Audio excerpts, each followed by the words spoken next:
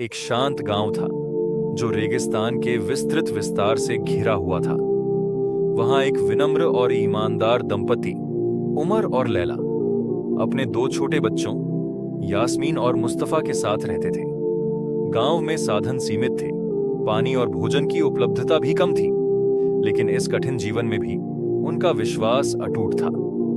वे रमजान के इस पवित्र महीने का बेसब्री से इंतजार करते थे, क्योंकि यह आत्मशुद्धि, आध्यात्मिक उत्थान और ईश्वर के करीब जाने का अवसर था।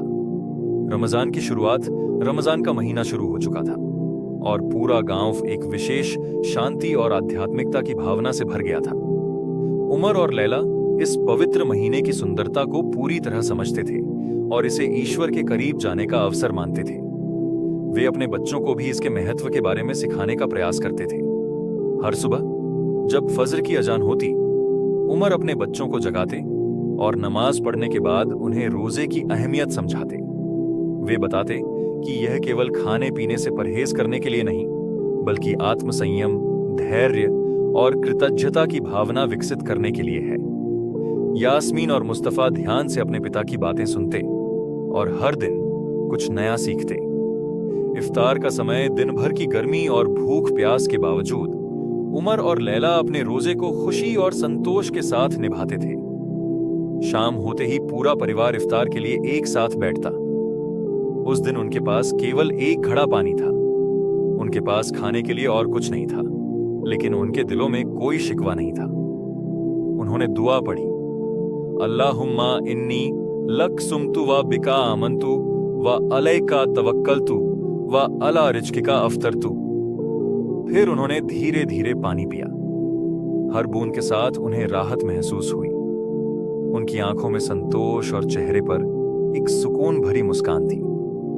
उनके पास भले ही खाने के लिए कुछ न था, लेकिन उनका ईमान उन्हें दुनिया की हर दौलत से ज्यादा मूल्यवान लगता था।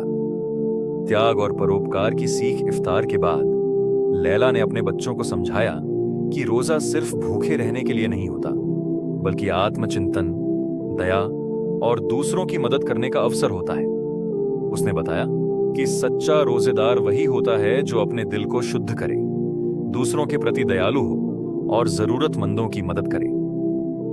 यास्मीन और मुस्तफा अपनी मां की बातें ध्यान से सुन रहे थे। लैला ने अपने बेटे से कहा, मुस्तफा, हमें जो मिला है वह अल्लाह की नेमत है।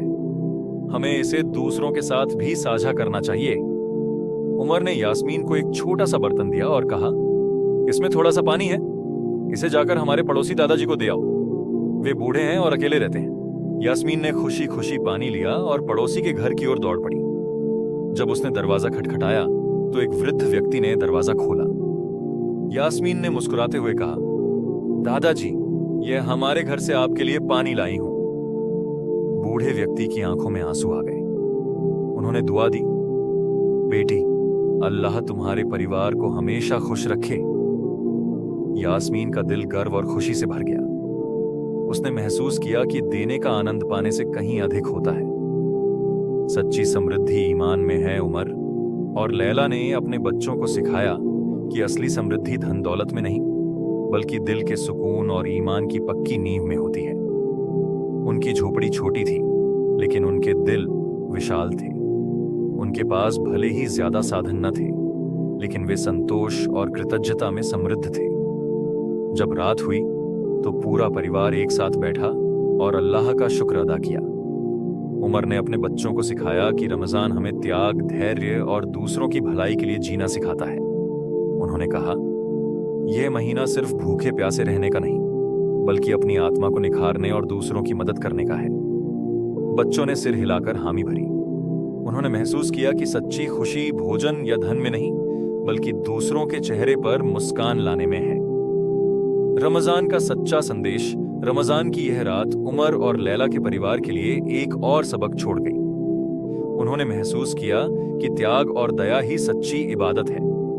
उनकी झोपड़ी से बच्चों की हंसी की आवाज आ रही थी और यही उनके लिए सबसे बड़ी नेमत थी। इस कहानी से हमें यह शिक्षा मिलती है कि असली दौलत भौतिक संसाधनों में नहीं, बल्कि ईमान, कृतज्ञता और परोपकार में होती है। रमजान हमें संयम, दया और आध्यात्मिक समृद्धि का महत्व सिखाता है। जब हम अपने दिलों को शुद्ध करते हैं, दूसरों की भलाई के लिए सोचते हैं और अल्लाह के प्रति कृतज्ञ रहते हैं, तभी हमें रमजान की असली नेमतों का एहसास होता है। अगर ये कहानी आपको पसंद आई हो तो हमारे चैनल को लाइक, शेयर और सब्सक्राइब करना न भूलें। इससे हमें और बेहतरीन इस्लामिक कहानियां और दीन की बातें आप तक पहुंचाने में मदद मिलेगी। जज़ाकल्लाहु खैर।